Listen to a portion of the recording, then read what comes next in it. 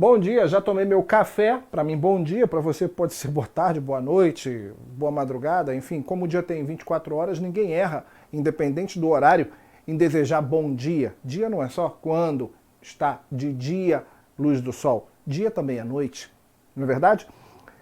Aula de número 57, falando do artigo 28. Entramos na seção número 1 do capítulo 2 do título 5. A gente começa falando de educação no campo, e esse é o cerne.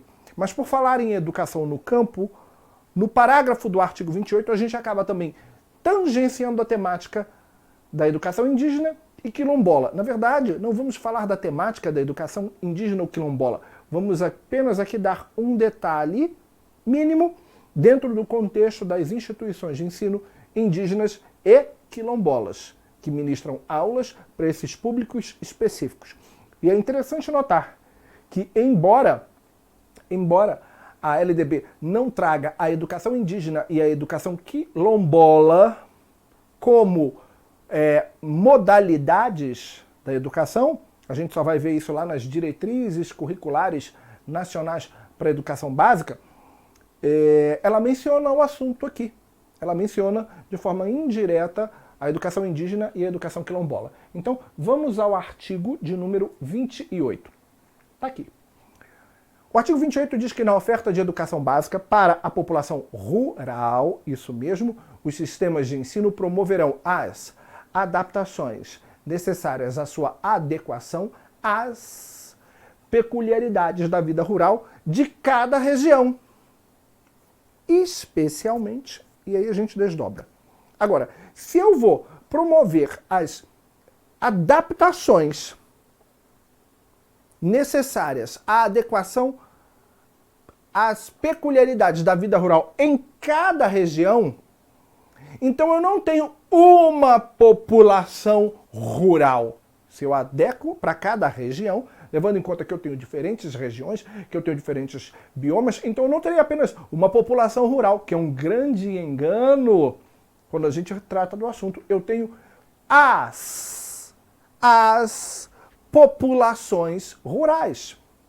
O certo seria tratar o tema de forma plural, porque eu não tenho uma população rural única com características e peculiaridades únicas, não. Cada região, cada bioma terá uma população rural com características próprias. Se eu pensar no Cerrado brasileiro existe uma população rural que tem características e peculiaridades próprias. E a educação no campo aqui, ela será diferente da educação no campo na Caatinga, da população rural da Caatinga, que tem outras peculiaridades, que tem outras características, que será diferente da população rural da área de Mata Atlântica, que tem outras características e outras peculiaridades. Por isso que o apropriado seria falar as populações rurais.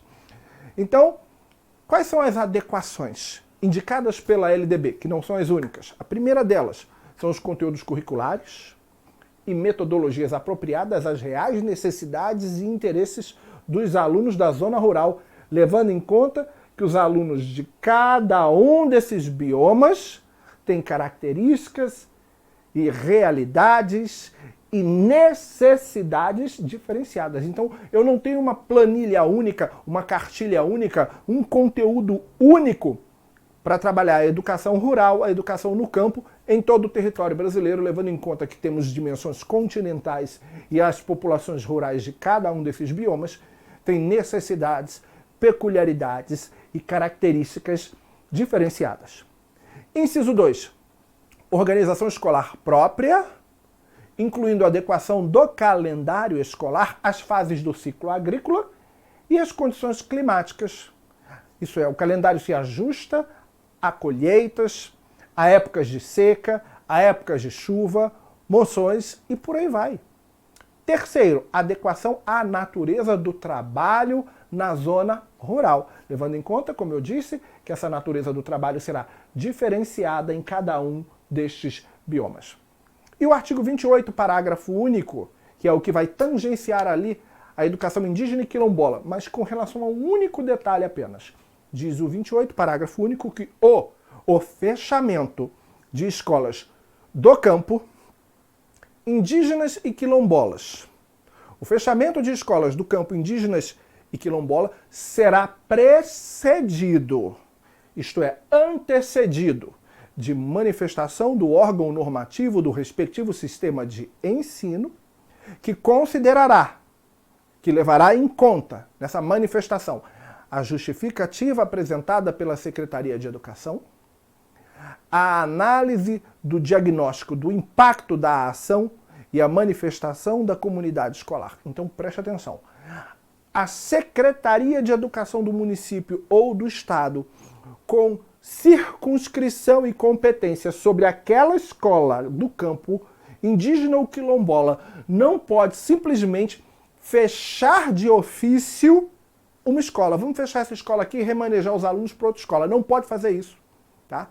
Não pode fechar de ofício. Olha o que diz: o fechamento de escolas do campo indígenas e quilombola será precedido de manifestação do órgão normativo do respectivo sistema de ensino, que considerará, em primeiro lugar, esse órgão normativo vai levar em conta a justificativa que é apresentada pela secretaria. Então, não é a secretaria que fecha, e sim o órgão normativo do sistema. O órgão normativo do sistema de ensino que fecha, levando em conta a justificativa que é apresentada pela Secretaria de Educação, uma análise, um relatório com uma análise do diagnóstico do impacto da ação do fechamento daquela escola e a manifestação da própria comunidade escolar, que pode se revelar contrária ao fechamento daquela escola. Então quem fecha é o órgão normativo, levando em conta justificativas e análises apresentadas pela Secretaria de Educação, levando em conta ainda provavelmente um plebiscito, a situação é plebiscitada, tá? Ou uma ata de uma reunião com a manifestação da vontade da comunidade escolar. Isto é, não haverá fechamento de ofício de escolas do campo indígenas ou quilombolas. Para concluir, então, só aqui o nosso resumo gráfico, eu gosto de deixar claro, é o órgão normativo que fecha, levando em conta a justificativa apresentada pela Secretaria de Educação, uma análise do diagnóstico do impacto da ação do fechamento daquela escola do campo indígena ou quilombola e levará em conta a manifestação da comunidade escolar. O órgão normativo tem que fazer tudo isso levando esses três elementos em conta e fundamentar a sua decisão. Perfeito? Sempre a forma gráfica é a melhor para você utilizar com o seu aluno.